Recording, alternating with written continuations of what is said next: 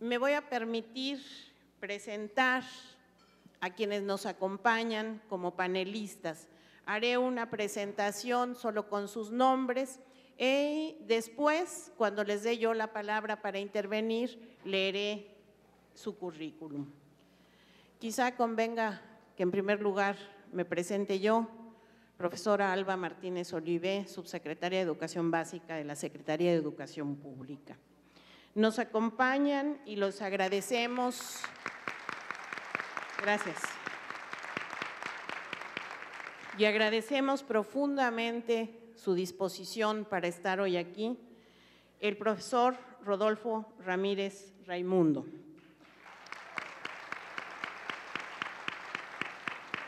La maestra Ruth Mercado Maldonado. La maestra Silvia Schmelkes del Valle. La maestra Xochitl Adela Osorio Martínez, quien, como ustedes se darán cuenta, es de Veracruz. Y la maestra Verónica Alonso López. Muchísimas gracias a nuestros panelistas por su amable disposición para compartir el día de hoy sus ideas con nosotros. Voy a darle en primer lugar la palabra al maestro Rodolfo Ramírez Raimundo. Él es profesor de educación primaria, egresado de la Escuela Nacional de Maestros, cursó estudios de licenciatura en Sociología en la Universidad Nacional Autónoma de México, realizó estudios de maestría en el Departamento de Investigaciones Educativas del Centro de Investigaciones y Estudios Avanzados del Instituto Politécnico Nacional, participó en la reforma de la educación básica iniciada en 1993, fue director general de investigación educativa de la Subsecretaría de Educación Básica y Normal, es especialista en docencia e investigación y dirige la revista educativa Cero en Conducta, de ya larga trayectoria, y la organización Educación y Cambio AC. Tiene la palabra, maestro Rodolfo.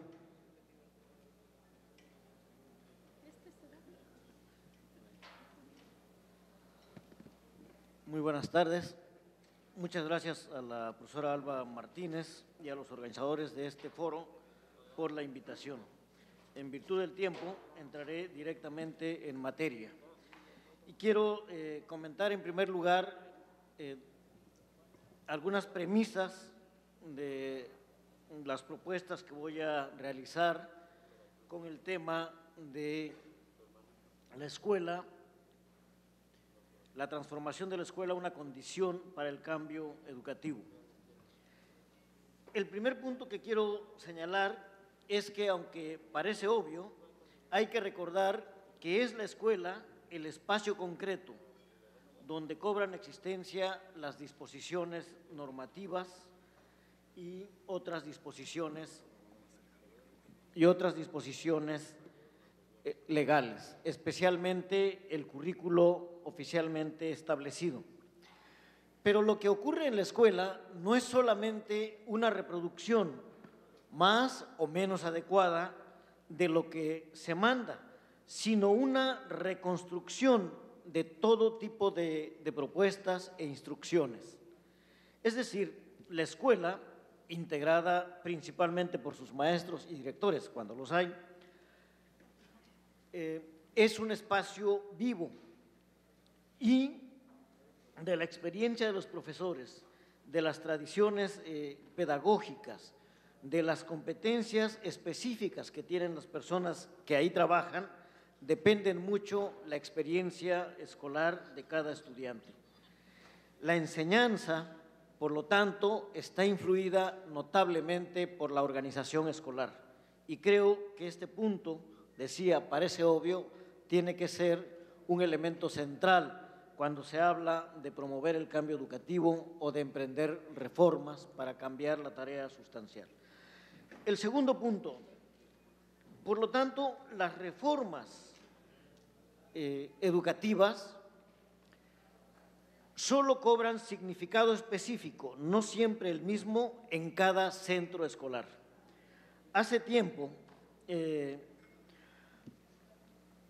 un libro de la Biblioteca de Actualización del Maestro, dos investigadores norteamericanos afirmaron, está escrito en ese libro, que no son las reformas las que cambian a las escuelas, sino que son las escuelas las que cambian a las reformas. Es decir, las adaptan, las reconstruyen y muy posiblemente las asimilan en la tradición ya establecida. Por eso, cuando se quiere emprender un cambio educativo en serio, hay que colocar a la escuela justamente en el centro del sistema. Por otra parte, no se trata solo de ver a la escuela como una organización técnica, puesto que también es una organización política, donde hay intereses legítimos y hay intereses también ilegítimos, donde hay aspiraciones, cierto número de recursos, etcétera. Entonces, como dice la maestra Justa Espeleta, quien mucho ha aportado en este tema, es atender la articulación de los procesos pedagógicos y no pedagógicos propios de la vida escolar permitiría hacer visibles las condiciones institucionales activas en la producción de la enseñanza y también afinar los procesos de implementación de innovaciones y reformas. Ahora, esta conciencia de la importancia de la escuela no es nueva en el sistema educativo mexicano. Está, por no ir tan lejos, en el programa 95-2000, continuó en el programa nacional 2000-2006 y se han emprendido en entidades y a nivel nacional proyectos, programas, etcétera, para transformar la vida escolar. Sin embargo, creo que en el contexto de las tradiciones y reglas del sistema, entre otros la supeditación del trabajo profesional a las reglas de relación de orden político y sindical, la falta de apoyo institucional a directores y supervisores que se empeñan porque las escuelas funcionen bien, y tenemos muchos directores y supervisores de este tipo, frente a profesores que se niegan a cumplir su responsabilidad profesional, también los hay,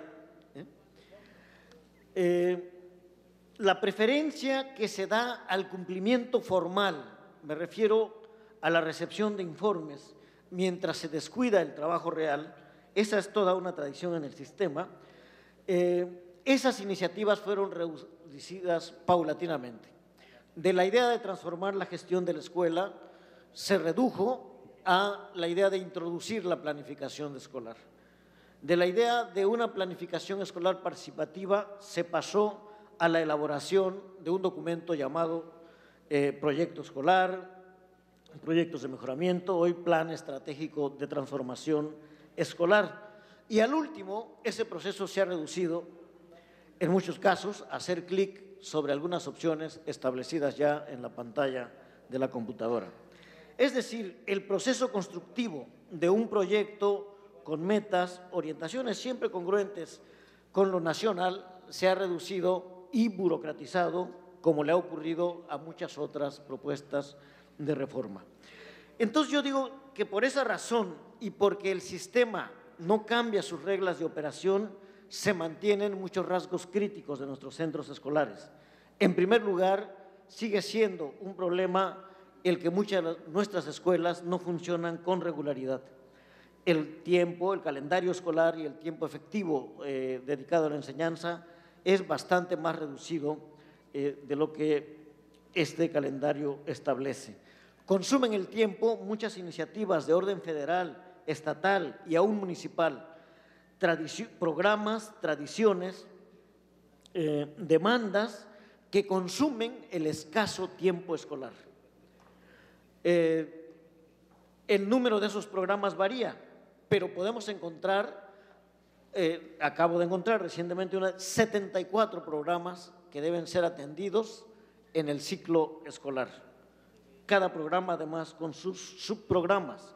Creo que aquí hay un problema de fondo, que es que ninguna dependencia confía, al parecer, en el currículo establecido y que la Secretaría de Educación ejerce una dirección muy débil en términos normativos.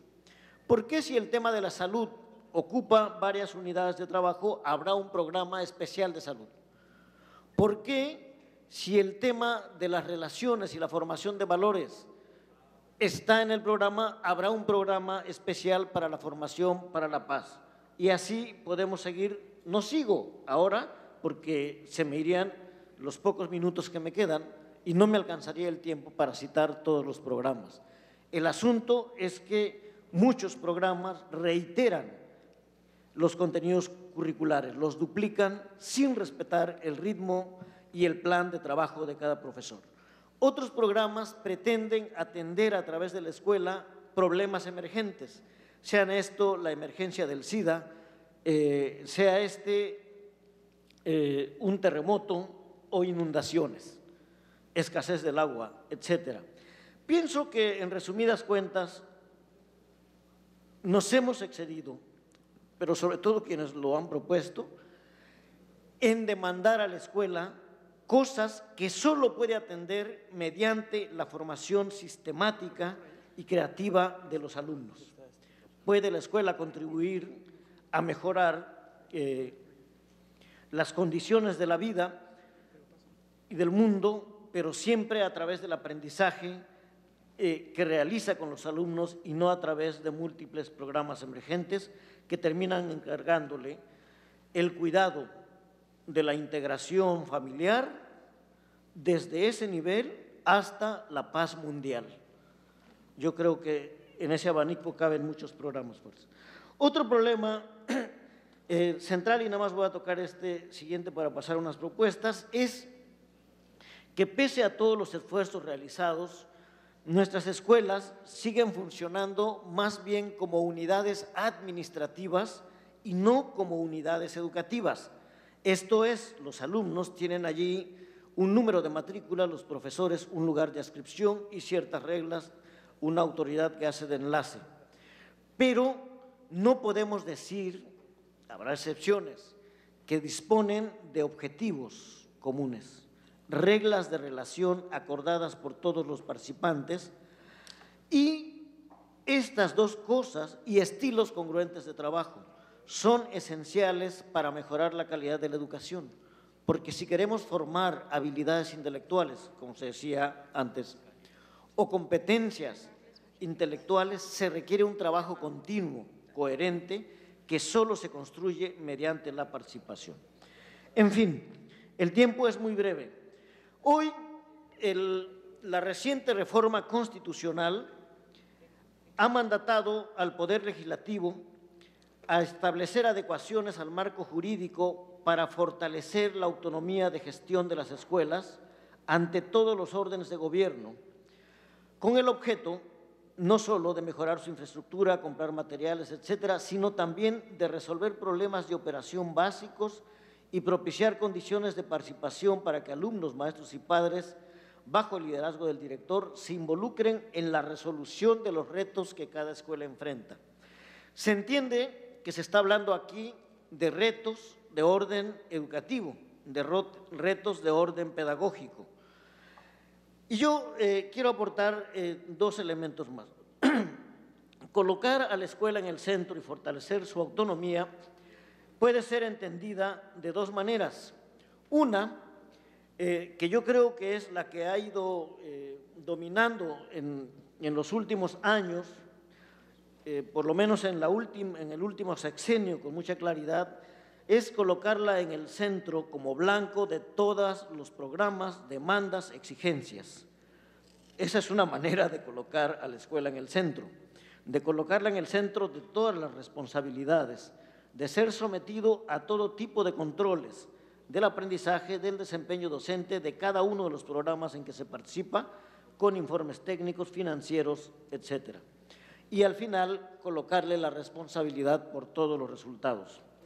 Otra forma de entenderla, la centralidad de la escuela, es poner todos los recursos y todas las autoridades al servicio del trabajo más importante que allí se realiza, a la misión sustantiva, que es la interacción que hay entre estudiantes y profesores. Esa sería la autonomía y la centralidad de la escuela que tendríamos que fortalecer. ¿Pero qué se requiere? Yo creo que se requieren obviamente muchas medidas y solo enunciaré algunas tres. Lo primero, tenemos que garantizar que las escuelas tengan los recursos suficientes para operar y trabajar en condiciones dignas. Esto significa establecer un subsidio, como tienen todas las instituciones educativas de educación superior, para que las escuelas no pierdan tiempo, energía y muchos recursos en reunir cuotas de los padres de familia. Es la oportunidad para consolidar la gratuidad de la educación establecida desde el origen mismo de nuestro sistema. En segundo lugar, tiene que revisarse el sistema de evaluación que se estableció durante toda la administración anterior, porque una escuela sujeta a múltiples controles que se realizan durante varias veces en el año escolar, no puede tener ni siquiera el ánimo para establecer sus propios metas. Tercero, tenemos que reorientar y fortalecer ampliamente la función directiva. En primer lugar, desligándola de su relación político-sindical y en segundo lugar, fortaleciendo la formación pedagógica de estas figuras que tendrían que velar y ser garantes de la misión de la escuela. Y por último, quisiera señalar que no debemos olvidar, y esta es una línea especial de política, que tenemos decenas de miles de escuelas en condiciones muy difíciles. Me refiero, en primer lugar, a las escuelas que están dirigidas a los sectores más pobres de la población. Por ejemplo, los cursos comunitarios del Consejo Nacional de Fomento Educativo, donde se sigue pidiendo que los padres, que la comunidad aloje, alimente al instructor comunitario en locales muchas veces que no cuentan con los recursos. Tenemos decenas de miles de escuelas multigrado, escuelas telesecundarias, etcétera, que se crearon en un momento en que el acelerado ritmo de crecimiento demográfico y el rezago acumulado obligaron a establecer una especie de servicios emergentes, pero que lo hemos considerado normal, manteniendo y consolidando la desigualdad en la atención educativa. Eso es urgente de atender. Muchas gracias.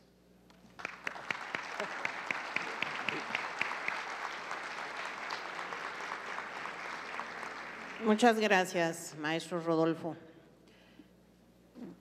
Parece irrefutable el hecho de que tenemos que construir nuevas condiciones para nuestras escuelas.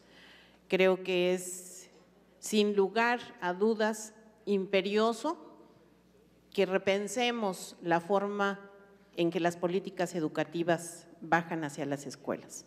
El método de programas tan socorrido desde los años 90, tan extendido, ha dado malos resultados.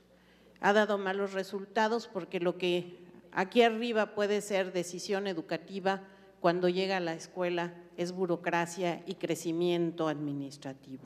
Entonces tenemos que pensar de una manera distinta, como nos señala el maestro Rodolfo, nuestra relación con las escuelas. La estructura educativa tiene que estar al servicio de la escuela, no servirse de ella.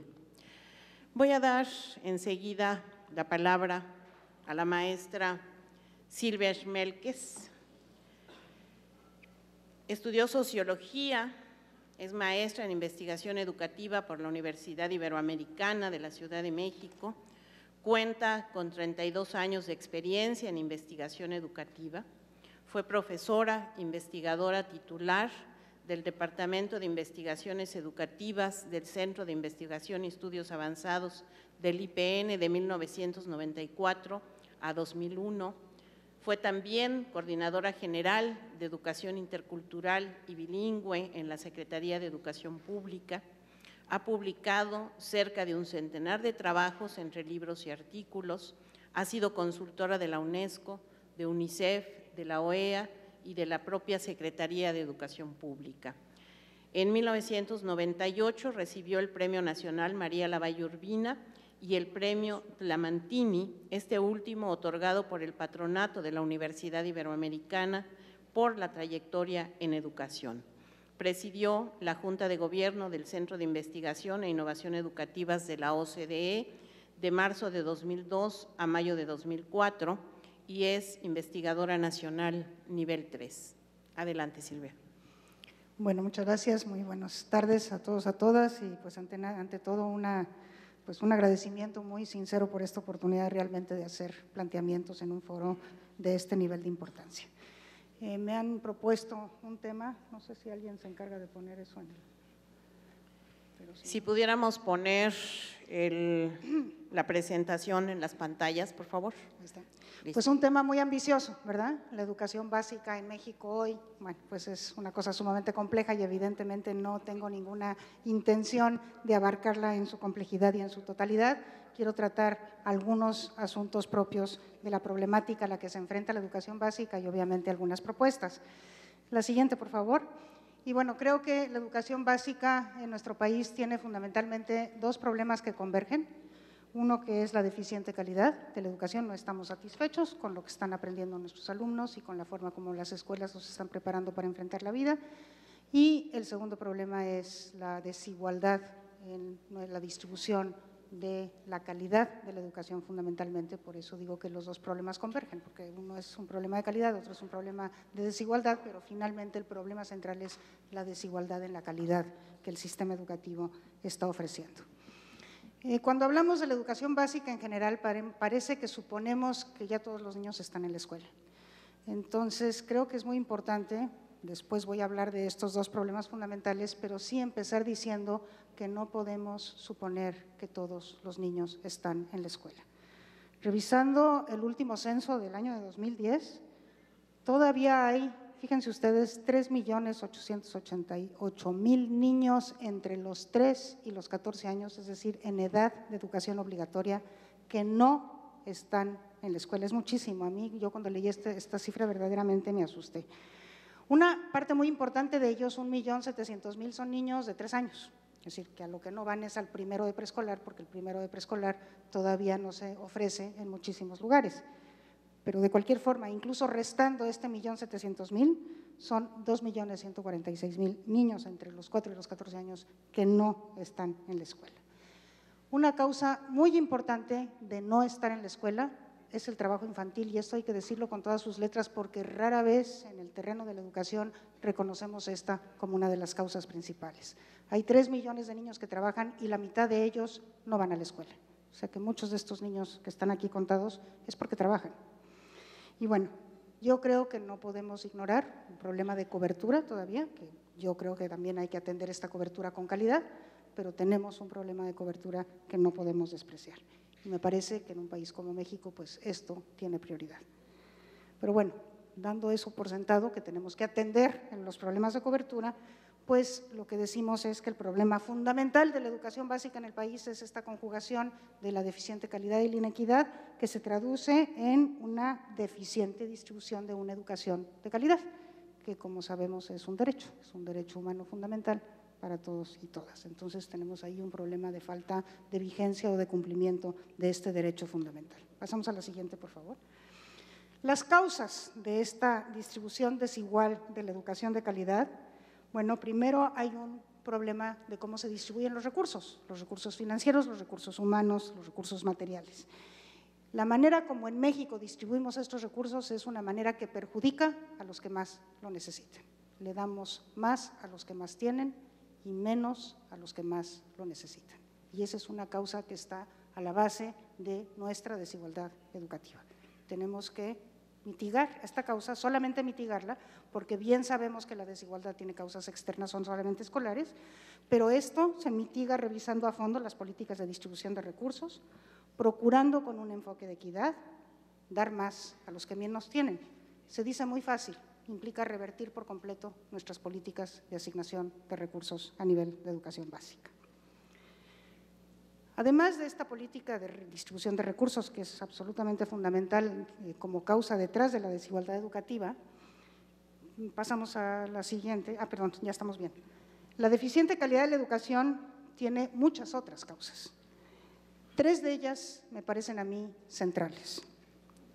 La primera es que para muchos niños la escuela no es un lugar agradable, no es un sitio en el que quieren estar.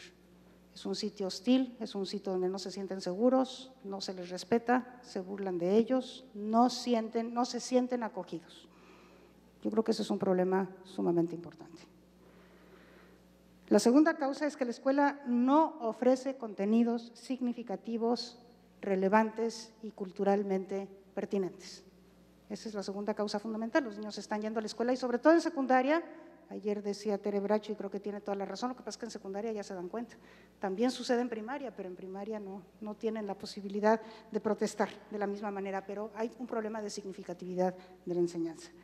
Y la tercera, y tenemos que considerar que en México 15% de nuestra población es indígena, es que la educación se imparte en una lengua distinta a la materna o se imparte con el fin de que se llegue a dominar solamente una lengua distinta a la materna en el caso de las poblaciones indígenas. Las 3 son producto de una política centralista y homogeneizante, ya se hablaba de eso en la mañana, y esto únicamente se puede mitigar, y hablo de mitigar porque evidentemente no se pueden solucionar todos los problemas educativos desde la educación solamente, pero sí se mitiga con una descentralización a fondo a nivel de zona escolar y de escuela, de acuerdo con lo que acaba de decir Rodolfo, poniendo a la escuela en el centro. También se mitiga no segregando subsistemas escolares. Hasta ahora a los niños indígenas los hemos atendido a través de un subsistema segregado, que es el subsistema de educación indígena o de educación intercultural bilingüe. Esta segregación ha conducido a un sistema educativo de segundo nivel que está perjudicando justamente a los que más lo necesitan. Y tercero, con una concepción diferente del currículum para atender a este problema de la falta de significatividad de los contenidos escolares. Y entonces nos vamos a lo central de la propuesta, que es esta relación entre docentes, currículum y relevancia. Creo que lo que necesitamos desde el punto de vista curricular es un currículum nacional ligero, finalista, y por finalista lo que quiero decir es que tenga muy claros los fines y que no sea prescriptivo en los medios. Los fines deben de estar muy claros, pero cada escuela le puede ser y cada maestro lo puede hacer de la manera que mejor le convenga, ¿sí? Entonces, un currículum nacional ligero, finalista, centrado, fíjense ustedes, en el desarrollo de habilidades básicas y superiores de pensamiento y en el desarrollo de valores democráticos, de valores para la convivencia. Ese sería el centro del currículum. Desde luego que, como ustedes ven aquí, yo no estoy hablando de conocimientos. Los conocimientos son esenciales para poder con ellos como materia prima desarrollar habilidades básicas y superiores, incluso desarrollar valores democráticos. Pero los conocimientos básicos tienen que ser muy pequeños, muy pocos, de manera que a cada escuela y a cada maestro se le dé un margen grande de libertad para decidir con qué conocimientos trabaja para lograr estos desarrollos de habilidades y de valores. Entonces, estos conocimientos nacionales básicos tienen que contar con este espacio de libertad para la escuela y para los docentes. Ellos son quienes, más allá de los contenidos básicos, que deben ser poquitos, deben seleccionar los contenidos que les son significativos a sus alumnos, porque le permiten a sus alumnos conocer mejor su realidad, pero no solo su realidad. No estoy diciendo que se limite a la realidad conocida, sino porque son capaces de despertar en ellos la curiosidad y la capacidad de asombro, el disfrute de la literatura, la capacidad de conocer lo que es nuestro propio cosmos, la capacidad de buscar en la historia la explicación de nuestra vida actual, ¿no? Y también esos conocimientos que son necesarios, materia prima, para desarrollar habilidades y valores.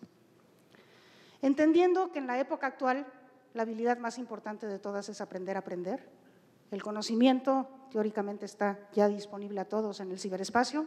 Entonces, no tenemos por qué atiborrar un currículum de contenidos cuando estos contenidos conocimientos se pueden conseguir por cuenta propia y entonces lo que hay que hacer es enseñar a los niños a aprender por cuenta propia y acceder a estos conocimientos.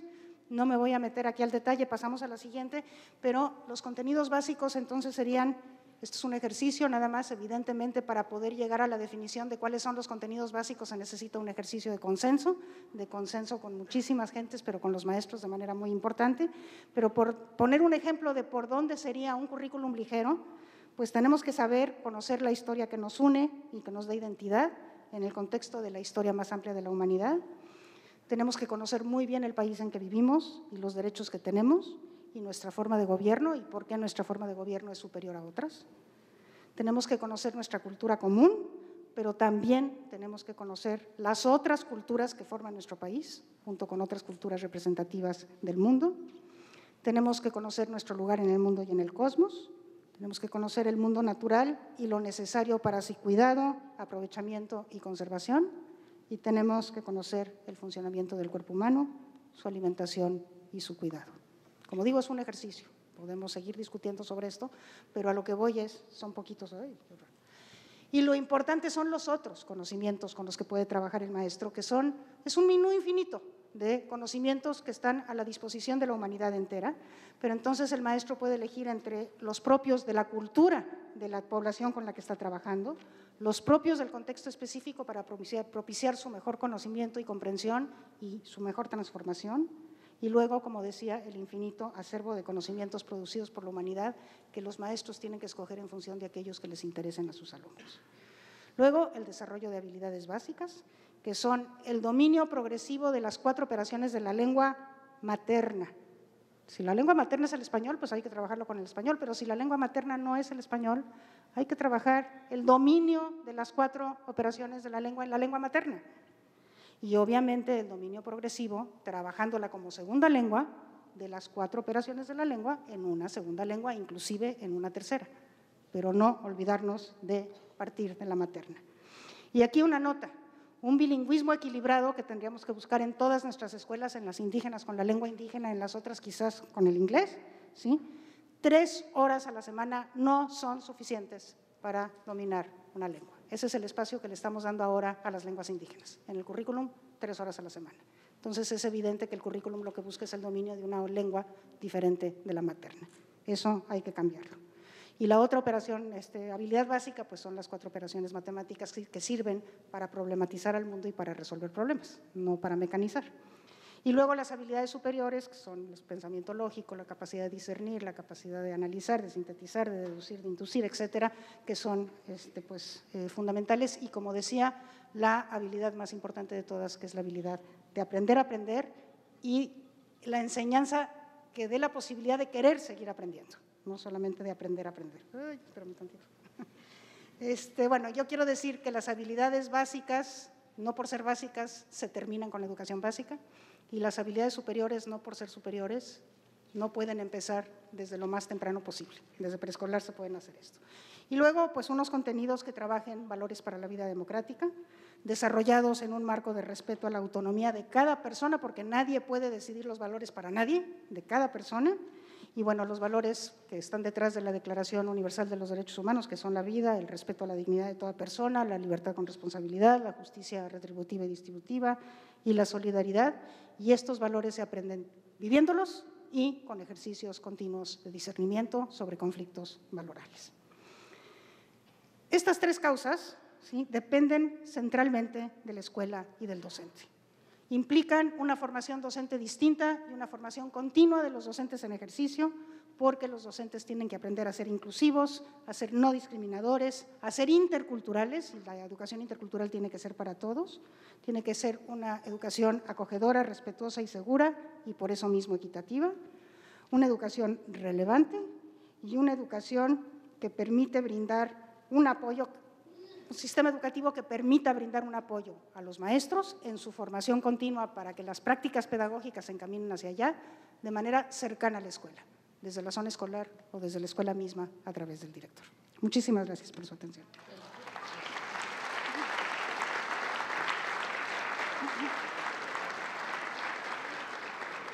Mil gracias, Silvia. Solo para ilustrar un poco este problema de una escuela que expulsa.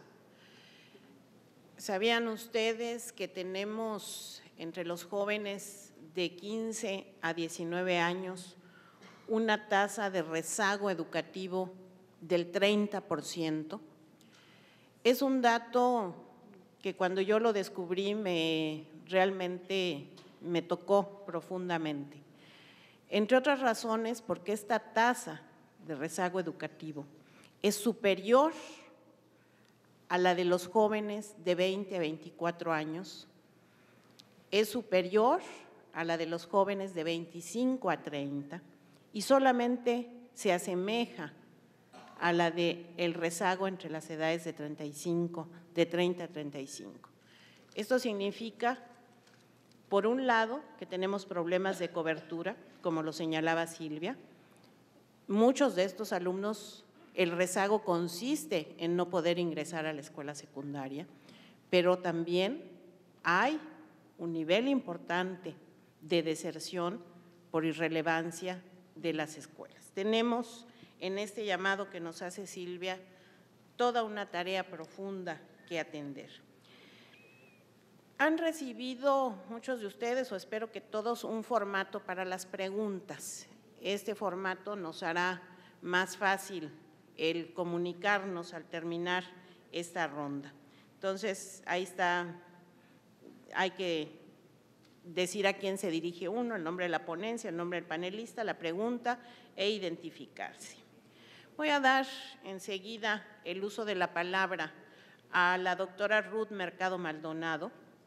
Ella inició su formación profesional como maestra de educación primaria y más tarde de educación especial en la Ciudad de México. Posteriormente obtuvo los grados de maestría y doctorado en el Departamento de Investigaciones Educativas del CINVESTAP.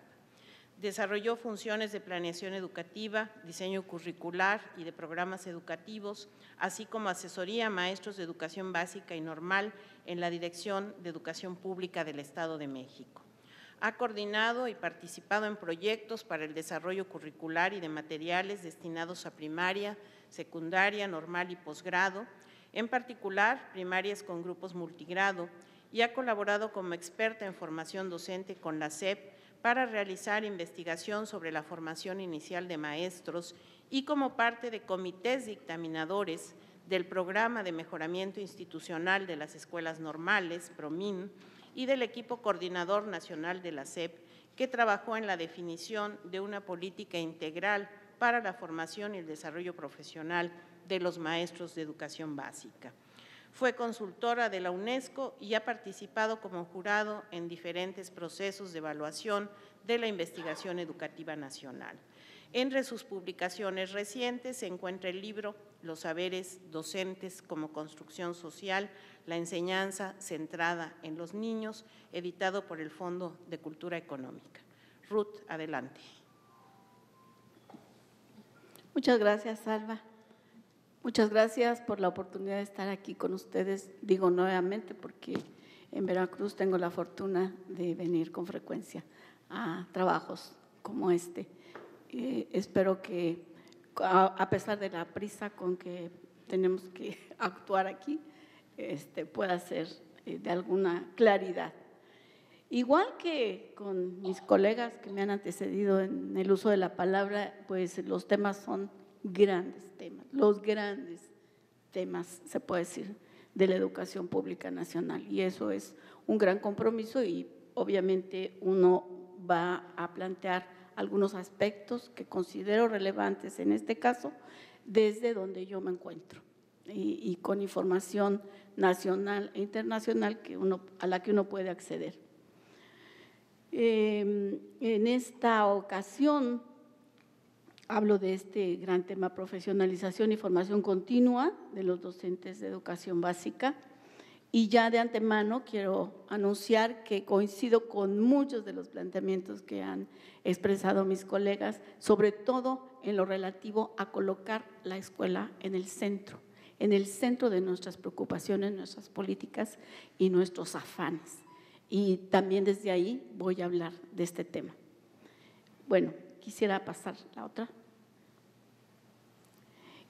Quiero tener y ofrecerles esta cita, que tal vez muchos de ustedes conozcan, como una reflexión que nos introduzca a este tema y tenerlo presente, y tiene que ver con algo de lo que aquí ya se ha dicho. La institución escolar vive la paradoja de la época, con la instalación de la sala de cómputo mientras el techo se cae y no hay dinero para pagar mejor a los docentes. Y al final podrán ver ustedes pues a qué se tiene que dedicar la escuela, como ya aquí dijeron. La siguiente, por favor.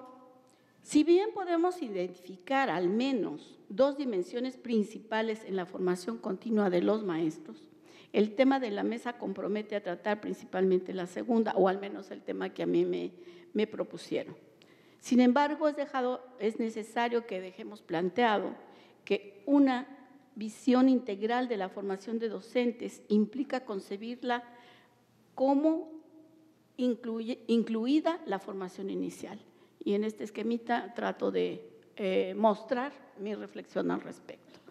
Es decir, actualmente existe consenso en nuestro campo acerca de que tiene que haber una concepción mucho más completa e integral de la formación continua de maestros.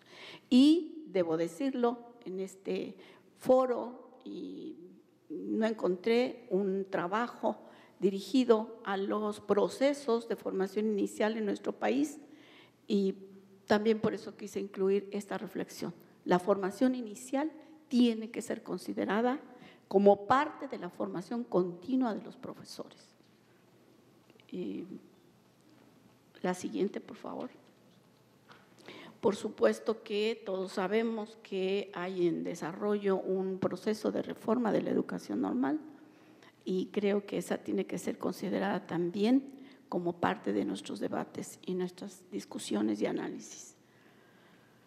Bueno, voy a tocar otros aspectos de contexto. Lo anterior también es parte del contexto, desde donde hablo de la formación continua. Estas son algunas informaciones del conocimiento público sobre lo que se ha desarrollado en poco. No voy a abarcar más por el tiempo, pero en el periodo mencionado acá podemos identificar como grandes cuestiones el Sistema Nacional de Formación Continua y Superación Profesional de Maestros, que venía previéndose hace ya muchos años, pero en estos años recientes adoptó otras características. En segundo lugar, destacan la reforma de la educación básica y a la educación normal también.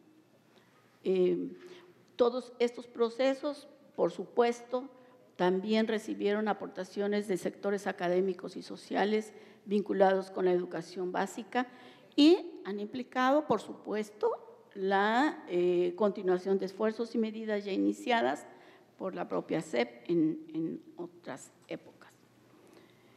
La siguiente, por favor. De la situación actual, en la revisión de los documentos disponibles y de reportes, y también de los trabajos que hacemos como estudio de los procesos de formación entre los profesores de las instituciones formadoras y de los programas de formación continua, podemos destacar algunas cuestiones. Serían muchas, yo creo, pero por lo pronto hablaré de 5. ¿Qué encontramos en esta revisión? En primer lugar, la persistencia de programas nacionales de formación continua centralizados con participación reducida, diría yo en espejo, de los sistemas educativos estatales.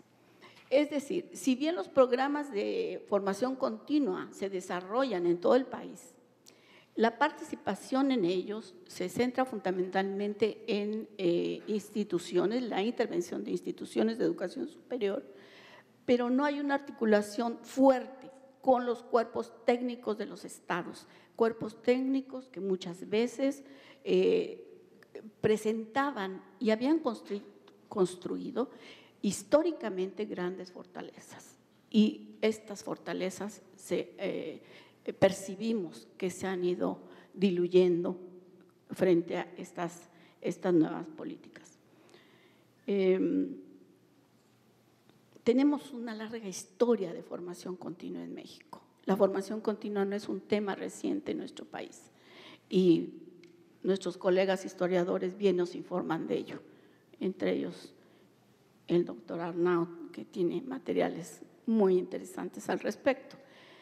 Pero pareciera ser que esta riqueza aún requiere fortalecerse y no diluirse. En segundo lugar, yo identifico una continuación de una perspectiva acerca de la formación continua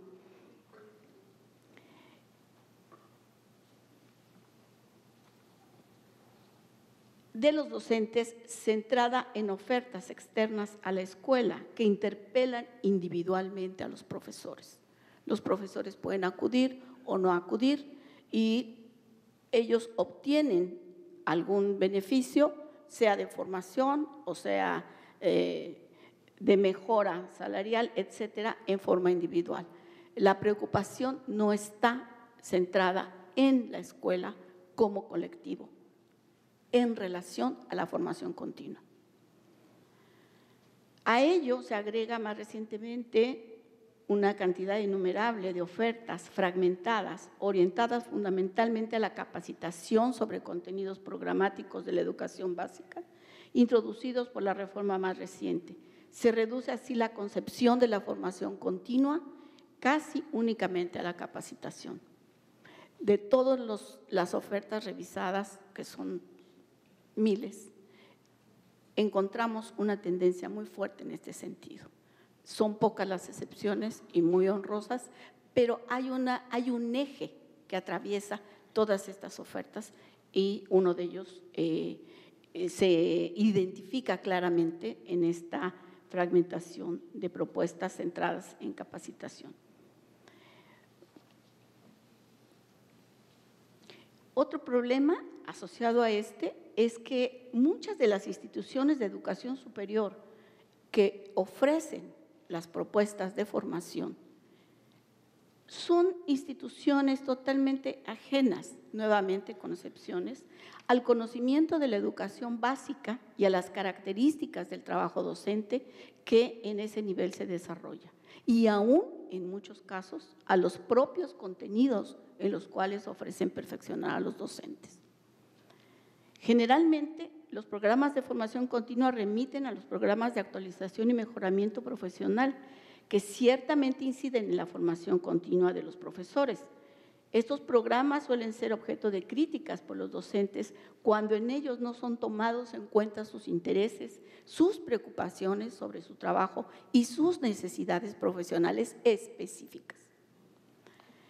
Es conocido internacionalmente el hecho de que este tipo de cursos, este tipo de formación continua no tiene incidencia en el mejoramiento del trabajo docente ni en la formación de los maestros. Y eso hace muchas décadas. Entonces, creo que estamos obligados a revisar estas formas, estas orientaciones de los programas de formación continua. Revisarlos implica reorientar la misma concepción que se tiene hacia los profesores como sujetos de trabajo. Es decir, muchos de estos programas se basan en el supuesto de que los maestros no saben. Sin embargo, en numerosos estudios encontramos que lejos de que los maestros acudan a estos cursos como si nada supieran de la enseñanza, llevan preguntas, preocupaciones y expectativas centralmente vinculadas con su trabajo en el aula. Y que si bien estas pocas veces son respondidas en los cursos, los maestros seleccionan aquello que desde su propia experiencia les puede resultar valioso. Tengo aquí algunas referencias bibliográficas que hay muy abundantes al respecto. La situación descrita conlleva algunos muy altos costos para las instancias de gobierno en educación, tanto federales como estatales. Y también, si contamos el tiempo que los docentes dedican a ello, en detrimento de la atención a sus grupos o de tomar otras alternativas de formación de mayor significación para su trabajo.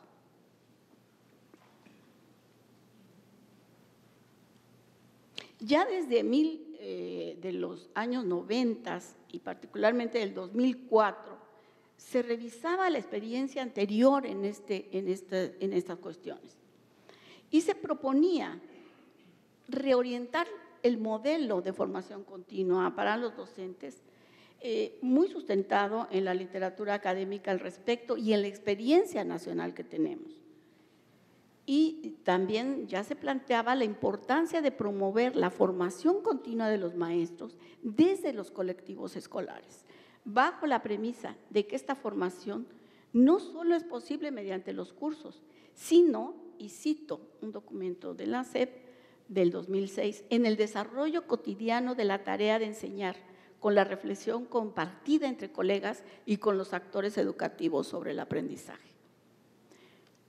La otra cuestión identificada en este trabajo es la persistencia de la situación de abandono, y tengo que decirlo con esas palabras, en cuanto a la formación continua del magisterio que atiende a las poblaciones más vulnerables, en escuelas rurales, multigrado e indígenas a donde no llegan las ofertas, ni siquiera las de capacitación, menos aún las de profesionalización. Y esta es una promesa que cada plan de desarrollo se ha planteado y sigue incumplida. En este aspecto es reiterado el señalamiento, tanto en documentos oficiales como en resultados de investigación, que la especificidad del trabajo docente en escuelas de estas modalidades es de vital importancia, pues en ellas se expresan los mayores rezagos educativos en los que inciden las condiciones sociales y económicas de las poblaciones en que se encuentran. A estos maestros se les ofrecen cursos a los que van dirigidos a todos los maestros, sin tomar en cuenta nunca la especificidad del multigrado, del cual ya hemos hecho muchos estudios, especificidad que es de la mayor complejidad. Y hemos encontrado que ahí, en esa situación compleja, los maestros desarrollan conocimiento para resolver el problema de cómo enseñar a todos los grupos, a todos los grados en un grupo. Pero bueno, ese es un tema que como me gustaría extenderme. La siguiente, por favor. Continuación en la falta de organización y profesionalización del personal de apoyo pedagógico. Nuevamente, esto lo encontramos en los últimos planes de desarrollo y estratégicos de educación. Es decir, la promesa, vamos a atender la formación y la organización del personal de apoyo. Lo que todo el mundo sabemos, los ATPs, entre otras figuras de apoyo pedagógico, que no pueden dedicarse al apoyo pedagógico más que en algunos casos que son muy notables, pese a todo. Este personal requiere una reorganización, todos lo sabemos, pero también una formación específica académica, porque no se puede ser apoyo pedagógico por decreto. Y creo que eso es muy fácil de comprender, pero es un problema grave, porque, por ejemplo, los profesores de escuelas en situaciones de población remota no pueden trabajar en colectivo tampoco, porque el maestro multigrado está solo. Entonces, ¿cómo organizas la formación continua de los maestros que están solos con un apoyo pedagógico? Y hay experiencias que podemos retomar, que esa es la riqueza de nuestras regiones, donde se desarrollan proyectos locales, regionales que mencionaba al principio y que hemos dejado de tomar en cuenta y que estamos dejando perder, desafortunadamente. En la otra cuestión que voy a mencionar, tenemos la continuación en la falta de organización. Bueno, este es el personal de apoyo, sí es cierto. Ya, ok. Entonces, me falta lo de los programas de posgrado nada más, que bueno, yo he hecho algunos trabajos al respecto y seguimos en la misma situación. En las ofertas de profesionalización más recientes, les decimos a los profesores, bueno, no les decimos, les dicen, acuda a tal doctorado, acuda a tal maestría, en lugares y a instituciones a las que no pueden acceder nuestros maestros por sus condiciones, sus características, sus demandas de programas de excelencia. No tenemos oferta específica para el posgrado de los maestros de educación básica. Por último, tengo algunas propuestas que podemos pasar a la siguiente. Necesitamos ampliar el margen a los estados de la República para que diseñen y desarrollen propuestas alternativas de formación continua de docentes en servicio, con asesorías externas. Creo que esto de las asesorías externas es necesario repensarlo. Creo que los estados tienen la posibilidad, algunos más que otros, de participar en estas propuestas con el conocimiento regional que tienen y con sus infraestructuras en el caso de que las tengan. Y el Estado, es decir, la Federación, debe apoyar a quienes menos posibilidades tienen de hacerlo. Creo que coincido con esta necesidad de flexibilizar el currículum en la escuela básica y también pienso en ella en relación a la formación de maestros. Creo que es necesario regionalizar más la posibilidad de trabajo con los profesores. Hay estados donde hay muchas escuelas multigrado indígena, hay estados donde no hay ese problema como relevante, entonces es necesario diferenciar.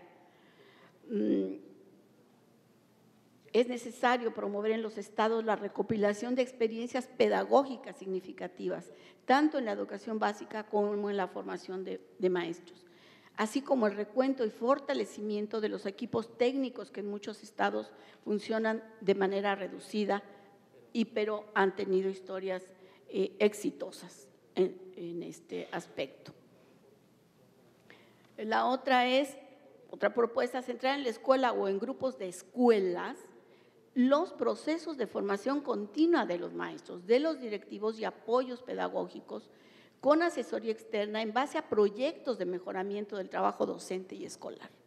Ese proyecto tiene que ser el centro del trabajo de todos, no necesariamente ligado a beneficios a obtener de recursos, no necesariamente, ni necesariamente ligado a trabajo extra por parte de los profesores, pero sí centrado en la escuela. Y esto no es nuevo, son propuestas que vienen casi de la década de los 50, 60. La otra,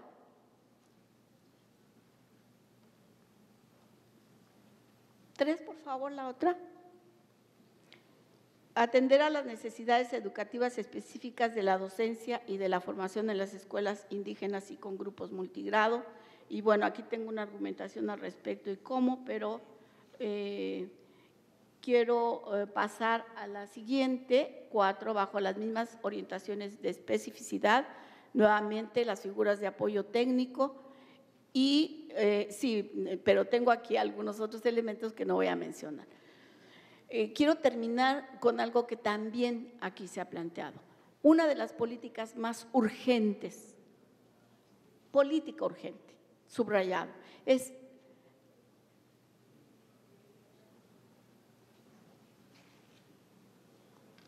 instaurar la descarga de innumerables tareas extraenseñanza que distraen a los docentes de la función sustantiva de su trabajo. Llevamos 30 años diciendo esto en todas partes, en todos los lugares, publicándolo en todos nuestros trabajos y esperamos que algún día esto sea posible. Finalizo esta ponencia recordando que en cada periodo de planeación nacional de la educación se identifican nuevos retos, nuevas prioridades, se habla de las nuevas necesidades de la formación para la centuria y aún para el milenio. Y es verdad que la formación continua, no solo en la inicial, nos enfrentamos a retos muy actuales, pero muchos de ellos los llamamos así porque suceden ahora, pero están precedidos por retos muy añejos que no hemos resuelto.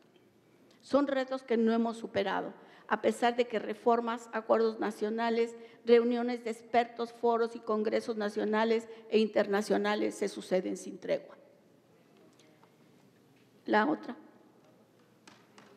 La otra, por favor.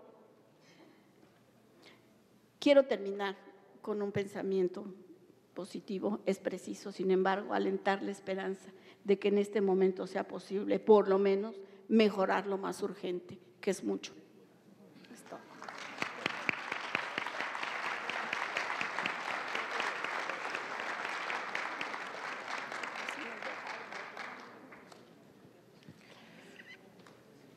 Según el estudio TALIS de la OCDE, que revisa la situación de los docentes en los diversos países que participan en las pruebas PISA, son los maestros mexicanos quienes declaran tener más horas de actividades formativas al año. Son, sin embargo, los propios maestros mexicanos los que reclaman tener más formación. Aparentemente se trata de una paradoja, sin embargo es una paradoja que podemos traducir en el sentido en que Ruth lo mencionaba. Hay muchos cursos, hay muchas horas pasadas en cursos, pero estos cursos no están atendiendo a las necesidades de los maestros. Y cuando hablan de más formación, se refieren a otra formación, a la formación que les permita mejorar su trabajo cotidiano y no solamente tomar cursos para obtener puntos. Hay un reto enorme en ello. Presento ahora a la maestra Verónica Alonso López. Ella es supervisora de la zona escolar número 427 de la Coordinación Sectorial de Educación Primaria en la Administración Federal de Servicios Educativos en el Distrito Federal de la SEP. Ella tiene maestría en Planeación Educativa por el Centro de Estudios Superiores en Educación, Campus Ciudad de México. Es licenciada en Educación Primaria por la Universidad Pedagógica Nacional. Ha sido directora, docente y formadora de docentes en instituciones de la SEP en el Distrito Federal. Durante los últimos 5 años se ha especializado en el ámbito del enfoque por competencias, siendo asesora de los diplomados de la Reforma Integral de Educación Básica en el nivel primaria desde 2009 a la fecha. Es comunicadora de diversos diplomados que giran en torno a las matemáticas y su enseñanza en la educación primaria. Ha sido ponente en diversos encuentros de educadores latinoamericanos en las temáticas de liderazgo, dirección estratégica y competencias gestoras, bajo el nuevo modelo de la supervisión del siglo XXI, implementado por la Administración de Servicios Educativos en el DF. Funge como supervisora desde 2006 y se ha destacado por ofrecer proyectos de desarrollo profesional, cognitivo y de aprendizaje, así como la propuesta de materiales educativos en las asignaturas de español y matemáticas en las instituciones educativas a su cargo. Su zona ha sido piloto en el asesoramiento y mediación de los desafíos matemáticos y del método Stalin. Con ustedes, la maestra Verónica Alonso.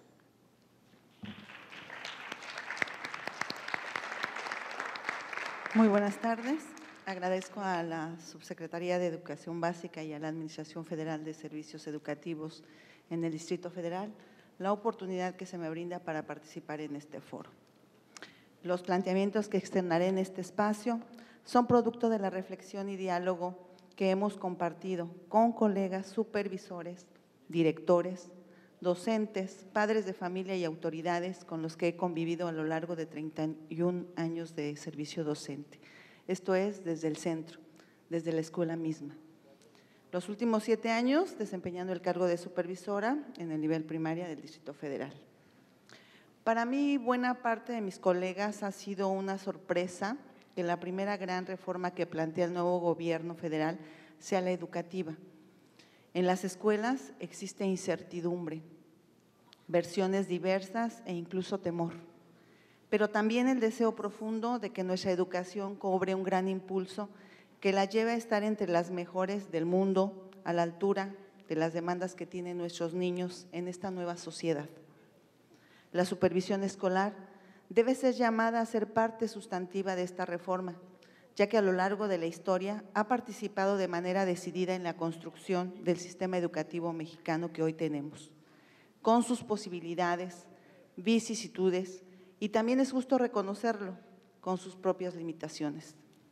El próximo Plan Nacional de Desarrollo y el correspondiente Plan Sectorial de Educación deben asignar una tarea definida y clara a la supervisión escolar, en favor de transformar positivamente las prácticas educativas de nuestros docentes. Considero que la supervisión tiene un lugar privilegiado. Es después de los directores escolares la autoridad educativa más cercana a los planteles, a los maestros, a los padres de familia, a los alumnos. El planteamiento que yo hago está basado en mi experiencia, en el descubrimiento de que el cambio es posible y que la supervisión puede, con el marco y apoyos adecuados, transformar la vida escolar. En este sentido, quiero compartir con ustedes qué y cómo hemos trabajado a favor de mejorar los resultados educativos de 1,830 niños y niñas que se atienden en mi zona escolar. A partir de mi llegada a la supervisión, y toda vez que en ese momento, como muchos de nosotros, no nos dan especificaciones claras del trabajo que debemos cumplir, me remití a algunos textos que hablaban de la supervisión en México, incluyendo el ya conocido Manual del Supervisor de Zona de Educación Primaria, editado en 1987, hace más de 25 años. En esta búsqueda encontré una circular de 1921, donde se sostenía que los inspectores deberían de abstenerse de emplear sus energías en funciones de vigilancia pasiva y al contrario, han de dar clases. Cuando sea necesario, han de permanecer todo el día en las escuelas hasta que hayan logrado compenetrar a los profesores de los nuevos métodos de enseñanza. Asimismo, planteaba que han de gestionar personalmente y no por medio de oficios el envío de útiles escolares y material escolar donde haga falta.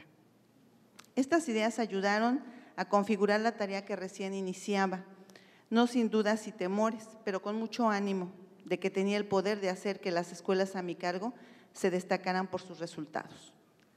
Al inicio de mi gestión fui asignada a la zona 203, que contaba con 11 escuelas, a partir de los cambios que impulsó la Administración Federal de Servicios Educativos en el Distrito Federal en 2010, se creó una nueva estructura de gobierno en las escuelas. Se dividió a las zonas por escuelas de jornada ampliada, quedando mi nueva zona integrada por 6 escuelas. Tener una cantidad razonable de escuelas a mi cargo fue una condición básica para cambiar el ejercicio de mi función.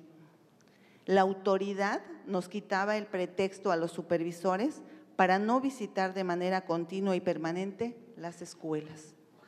Junto con esta rezonificación, la autoridad nos marcó con nitidez que nuestra tarea fundamental era garantizar que en nuestras escuelas los niños aprendieran, que teníamos que abandonar la idea que nuestra razón de ser era transmitir solo indicaciones a los directores y vigilar celosamente que las escuelas cumplieran al pie de la letra solo con trámites administrativos. Vaya tarea, ¿no? En esta búsqueda de un nuevo enfoque de trabajo se estructuraron espacios de encuentro entre supervisores para hablar de nuestro trabajo cotidiano. Se hizo evidente la fuerza inercial de estar centrados en lo administrativo. Debo reconocer que no todos mis compañeros supervisores se sienten cómodos con la idea de ir a las escuelas y estar atentos a los aprendizajes, por la carga de trabajo que obviamente esto implica. Sin embargo, creo que ha sido necesario provocar esta crisis para iniciar un cambio de rumbo. Yo asumí de buen agrado, aproveché y adapté las diversas herramientas que nos proporcionaron para reconocer, renovar y fortalecer mi función como supervisora.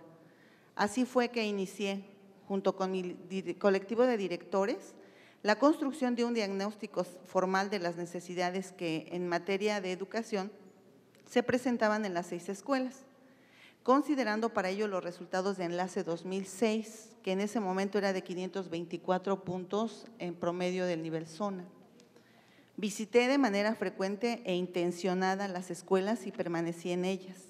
Entré, no sin sorpresa para algunos de mis maestros, a los salones de clase, no solo para hacer un acto de cortesía y revisión formal de documentos, sino para observar el desarrollo de las clases, tomar registros organizados de ellas y llevar a cabo una retroalimentación entre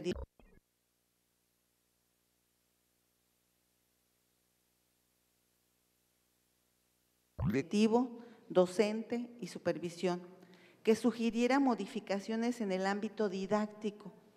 La estancia en un salón era de al menos 1 hora. Desde mi punto de vista, la observación de aula es una actividad fundamental e irrenunciable de la supervisión escolar. De ella se deriva la materia prima para construir nuestro quehacer profesional.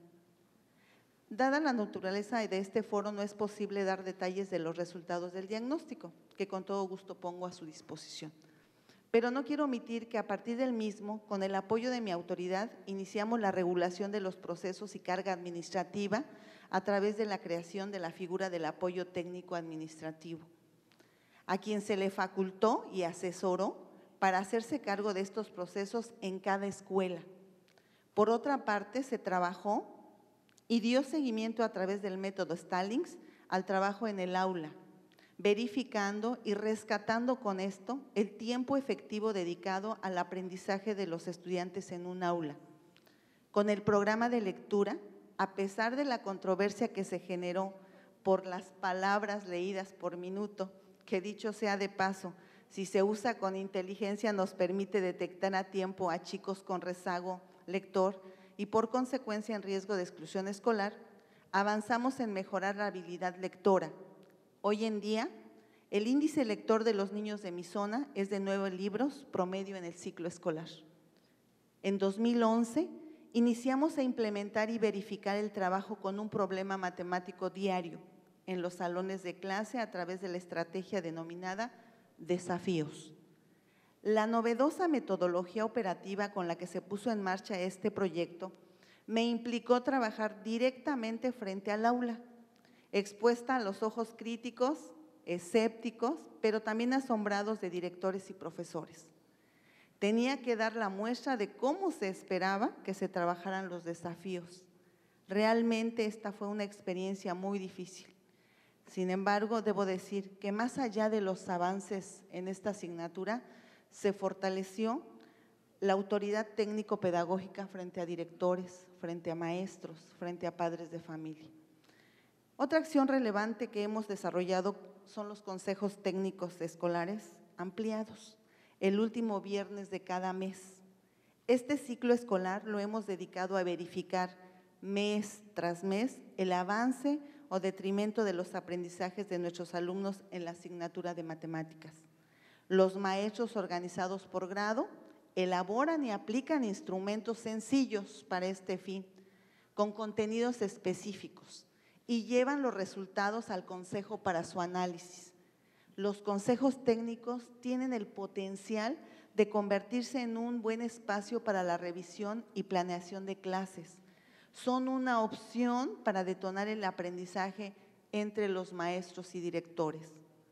Es importante destacar que en el trabajo de la supervisión debemos lograr la participación activa de cada director, de cada docente, de cada asistente de servicios al plantel, en un equipo de trabajo que posibilite la implementación de innovaciones, el seguimiento a las escuelas, el acompañamiento de los profesores, la observación de los resultados de aprendizaje de los alumnos, la resolución de conflictos entre docentes, directivos y padres de familia, por supuesto, además de otras funciones administrativas importantes. Solo he mencionado las acciones que me parecen más relevantes. Es posible que parezcan pocas, aunque puedo asegurar que estas han tenido resultados óptimos. Hacer que las cosas lleguen a las escuelas y evitar la tentadora simulación necesita tiempo y constancia. Puedo decirles hoy que en la zona se recrea diariamente una cultura que fomenta la lectura y la superación constante, no solo de alumnos, sino de docentes y directivos. Nuestro resultado de enlace hoy es de 608.27 puntos, en comparación de los 524 que teníamos. Ocupamos el cuarto lugar de 52 zonas.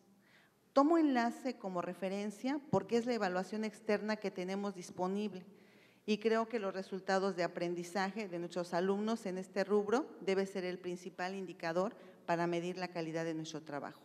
Este trabajo no ha sido fácil, también hubo desencuentros, catarsis, momentos de crisis con nuestras autoridades, pero sobre todo una gran incomodidad por la presencia de la supervisión al interior de las escuelas, lo que ha generado denuncias, demandas, emociones y sentimientos encontrados. Sin embargo, se movió el trabajo del supervisor, bajo una libertad que tanto se exigía y que hoy se ha hecho realidad. Libertad para decidir qué es lo que sé, tengo que hacer, cómo lo decido hacer y en qué momento hacerlo. Hoy en día, un buen número de supervisores en el Distrito Federal estamos en la idea firme de mostrar que en nuestro trabajo cotidiano podemos ser eficientes y rendir cuentas de nuestra tarea.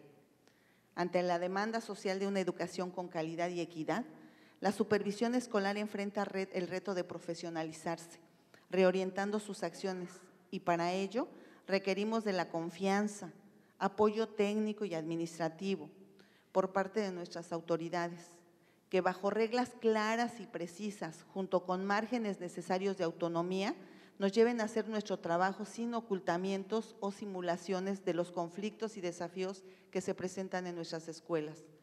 Pensar en la supervisión para el siglo XXI nos debe llevar a repensar el paradigma de su función técnico-pedagógica, más allá de los discursos teóricos, en la posibilidad de ejercer una práctica docente más cercana y más didáctica, a renovar la imagen que mantenga congruencia entre el saber pedagógico, el ser humano y el hacer institucional, esto es, con una visión integral de la función.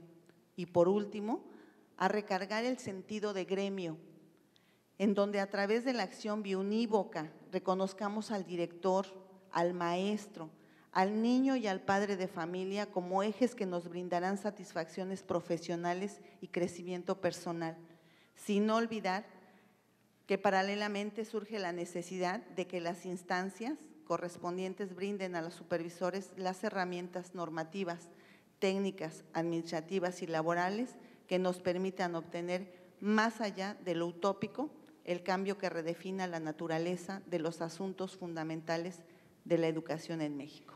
Gracias.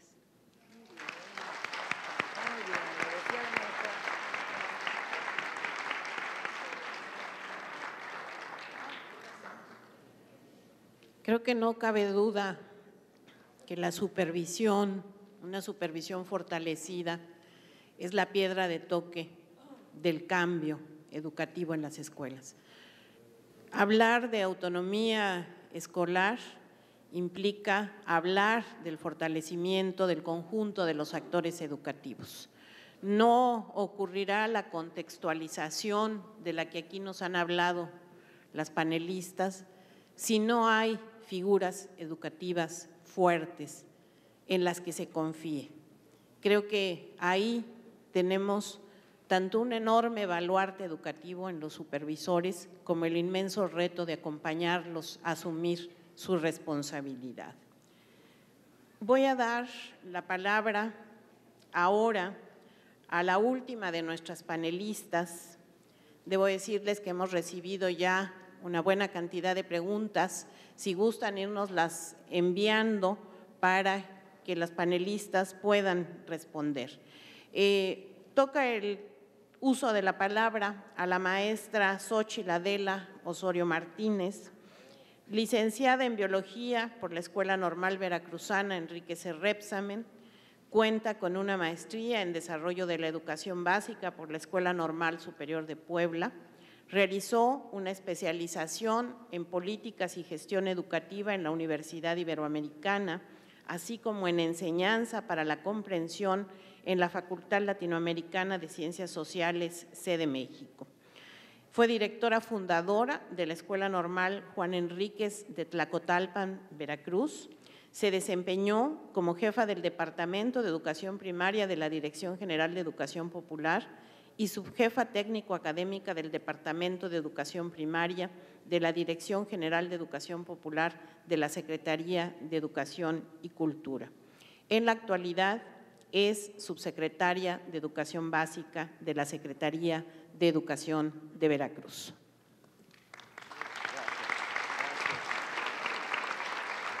Agradezco mucho que se hayan quedado a arroparme.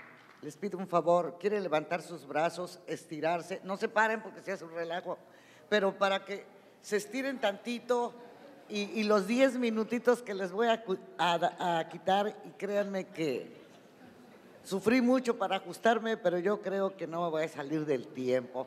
Estírense y ahora sí. Agradezco infinitamente la invitación a esta participación. Gracias, maestra Alba, muchas gracias de permitirme compartir la mesa con gente que yo le tengo tanto respeto y reconocimiento. Bien, he denominado a esta participación Reforma Educativa 2013, Perspectivas en Educación Básica.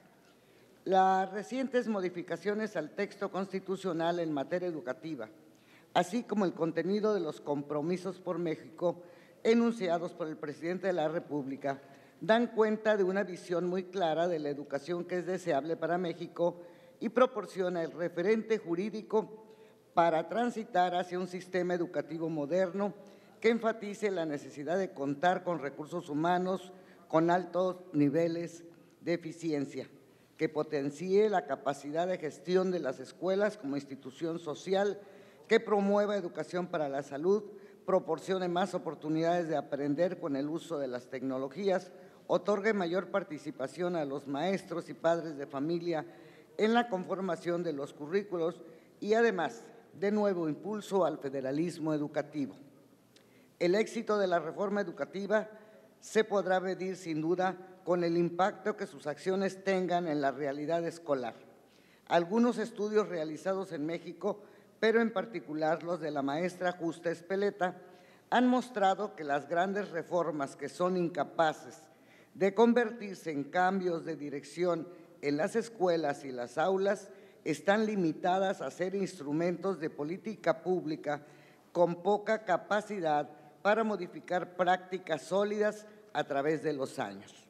Por esta razón, anticiparía que una primera consideración será que el Plan Nacional de Desarrollo y el consecuente programa sectorial señalen acciones que tengan como centro al alumno y como instrumento de transformación a la escuela. La reforma constitucional propone como aspecto central la calidad de la educación obligatoria y señala como elemento visible de esa condición el máximo logro académico de los educandos. Se trata entonces de escuelas que sean capaces de rendir cuentas a la sociedad a partir de resultados progresivos y comprobables. En los años precedentes hemos aprendido que los planteles escolares mejoran sustancialmente su desempeño en general cuando son capaces de desarrollar procesos de gestión ordenados, como el que posibilita la aplicación del modelo de gestión educativa estratégica. Por esta razón, es importante que entre las líneas principales del plan se considere la generalización de estrategias de planeación educativa que partan de la escuela y sigan a través de toda la estructura organizativa, construyendo la capacidad del sistema para entregar los resultados que ordena el texto constitucional. Para lograr que la gestión educativa rinda frutos, es necesario acompañar la construcción de la capacidad que refiero con el desplazamiento de las responsabilidades y la autoridad sobre la administración de los recursos materiales, financieros, el mejoramiento profesional de los maestros, etcétera, que en cada plantel requiera. Las experiencias internacionales y la local demuestran que es casi imposible sostener estrategias de mejora continua de la calidad mientras se mantienen centralizados el equipamiento, la administración y los procesos técnicos de mejoramiento profesional. Una petición reiterada de los maestros y directivos tiene que ver con el hecho de que la extensión y estructura de la currícula nacional no siempre corresponde con la realidad social y el desarrollo cognitivo de sus alumnos. Consideran que la cantidad de aprendizajes en los currículos esperados es muy amplia. Propongo entonces que dentro del plan se incluyan mecanismos para que las escuelas puedan, a través de un proceso pedagógico cuidadoso, focalizar el desarrollo de áreas claves del currículum. En 2009, una investigación patrocinada por la UNESCO sobre el desarrollo profesional docente centrado en la escuela encontró que esta estrategia como un elemento de propuesta exitosa alrededor del mundo.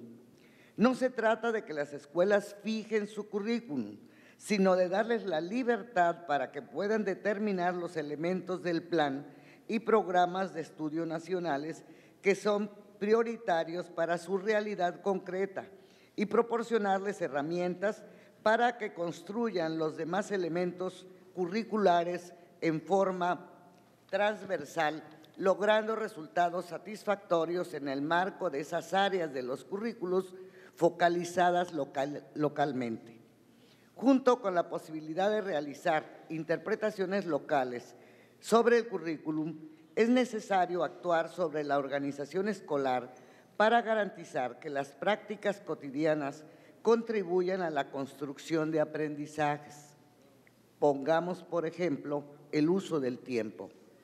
Si bien la apuesta a ampliar el horario de clases ha demostrado que algunos resultados alentadores en la mejora del desempeño escolar, también es cierto que los datos proporcionados por la OCDE indican que países donde se han logrado los más altos puntajes en las pruebas internacionales estandarizadas, como Estonia o Finlandia, tienen un calendario escolar basado en 100 horas menos de trabajo en el aula que el nuestro.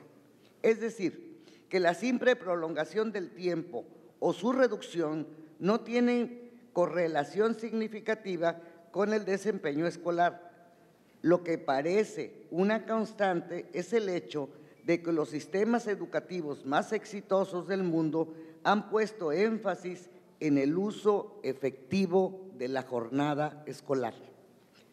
Considero que el Plan Nacional y el Programa Sectorial podrían contener líneas concretas de política educativa orientadas a establecer mecanismos que enfaticen la necesidad de que las prácticas escolares privilegien los aprendizajes formales de los alumnos.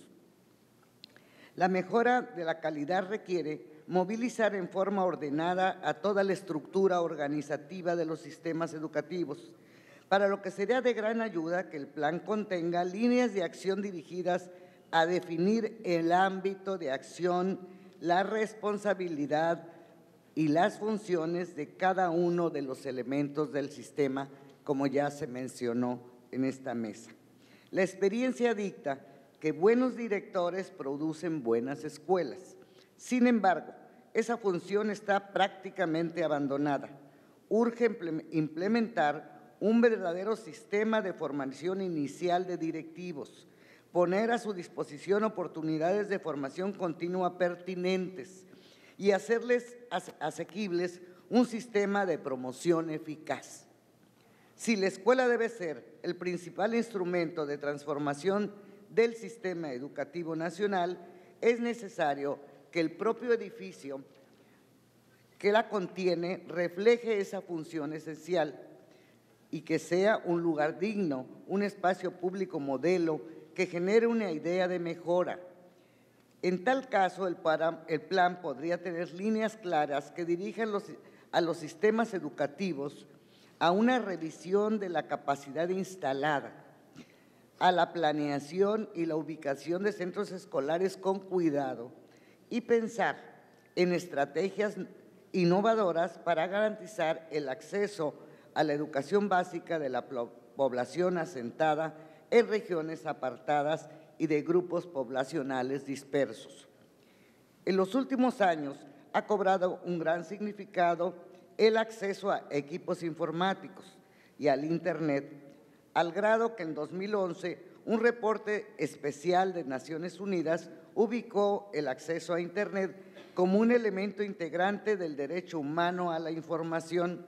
Asimismo, la Declaración de Principios de la Cumbre Mundial sobre la Sociedad de la Información en 2003 enfatizó la capacidad de las TIC para reducir muchos obstáculos tradicionales para el desarrollo individual y colectivo. Esta declaración subraya el acierto de ofrecer equipos de cómputo a las escuelas. Considero que el Plan Nacional de Desarrollo podría tener líneas de acción dirigidas en 3 grandes ámbitos.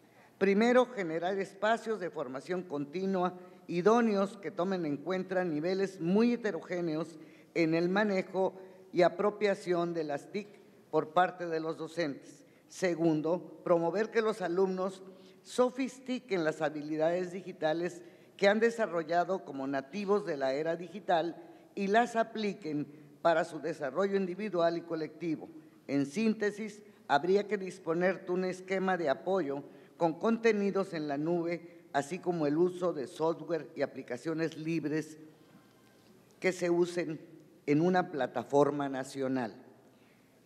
Y tercero, promover la innovación, incentivar un ingenio y creatividad de las comunidades escolares para generar propuestas innovadoras para el uso de las TIC en contextos educativos concretos, abrir espacios donde se pueda intercambiar información sobre la interpretación y traducciones a situaciones determinadas que podrían enriquecer en mucho la experiencia colectiva sobre el tema, disminuir los costos y los errores, potenciando la capacidad educativa de las TICs, más que ofrecer metodologías o propuestas generales, sería conveniente disponer los mecanismos adecuados que posibiliten recuperar la experiencia de transformación con el uso de las TIC en la formación continua de maestros, en la modificación de la organización escolar y en el logro educativo de los alumnos. Tenemos la oportunidad histórica de transformar a México a través del sistema educativo nacional. Es una tarea de dimensiones enormes, pero la imaginación, el profesionalismo y la dedicación de los maestros, el empeño y apoyo de los padres de familia y la pasión por aprender de nuestros alumnos garantizan que estamos a la altura del reto. El Plan Nacional de Desarrollo seguramente registrará una propuesta concreta que vea en esa dirección y nos impulse a la mejora de la calidad educativa que la realidad actual exige. Muchas gracias.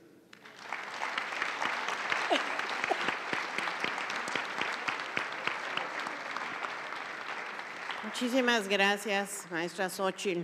Creo que la maestra Xóchitl nos ha ahorrado el trabajo de la relatoría, puesto que ha hecho un compendio inteligente de muchas de las propuestas que aquí se han escuchado y le ha sumado el tema importante de las tecnologías de la información y la comunicación. Son las 4:30. Eso quiere decir que estamos ya con el tiempo terminado. Quiero, sin embargo, en atención a las múltiples preguntas que han llegado, pedirles a nuestros panelistas que nos hagan favor de tomar la palabra 1 minuto con la finalidad de dar una respuesta general a las mismas. Tenemos las propuestas, porque no solamente nos han llegado preguntas, nos han llegado también propuestas. Estas propuestas las retomamos y formarán parte de la relatoría de esta mesa de educación básica de este foro. Yo sé que 1 minuto es un tiempo insuficiente para dar respuesta a todas las preguntas y a las que se acumulan. Sin embargo, creo que nuestros panelistas tienen idea clara del sentido general de lo que se ha preguntado y pueden atender a alguno de los asuntos más relevantes y reiterados. Como ya se dieron cuenta, sí ejerzo de tirana en el caso de los tiempos, entonces voy a volver a ejercer de tirana, por lo que les ruego ceñirse a ese minuto. Maestro Rodolfo, por favor. Bueno, tengo que ir un poco rápido, comprenderán.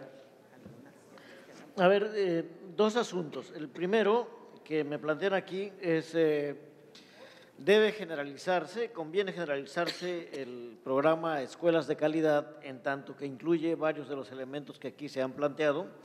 Yo señalo directamente, creo que uno de sus grandes problemas es condicionar la entrega de recursos a la escuela a la elaboración de un proyecto, además de la difícil procesos de comprobación que trae asumidos. Yo pienso que la escuela tiene derecho y el Estado tiene la obligación de aportar esos recursos si se valora la importancia de lo que ocurre en las escuelas, pero que no podemos seguir sosteniendo una idea de que es como si a los trabajadores de una industria se les pidiera que solamente a cambio de un compromiso, etcétera, etcétera, se les entregarían ciertas herramientas.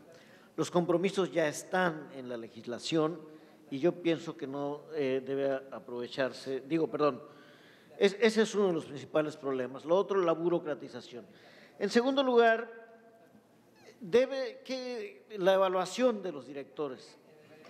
¿Cuál es mi opinión? Yo digo que es indispensable evaluar a las personas que quieran ser directores o supervisores, pero que ese es un punto que se tiene que pensar y construir, porque el problema sería qué y cómo evaluar. Allí tenemos que considerar, pienso que es muy importante, por eso lo voy a mencionar, que los directores tienen que tener un dominio muy grande sobre la sustancia del trabajo de la institución, sea en educación preescolar, en primaria o en secundaria. De otra manera, no podrían dirigir las instituciones, tampoco podrían coordinar la evaluación. Y quiero decir que en los últimos años la formación de directivos se orientó principalmente a técnicas de planificación, a FODAS, etcétera, ¿no? FODAS y JODAS, desplazando su formación en lo sustantivo, que no es un dominio de orden didáctico, lo tienen porque han sido profesores, pero la capacidad de evaluar, la capacidad de promover el trabajo colegiado, la capacidad de resolver conflictos, etcétera, y que eso no se puede con una prueba. Pienso que este es otro cambio muy importante. No confundir más evaluación con aplicación de prueba. Evaluación es un ejercicio de otro orden, es un ejercicio de investigación y no la aplicación de una prueba escrita como se hizo bárbaramente en toda la administración anterior. Gracias.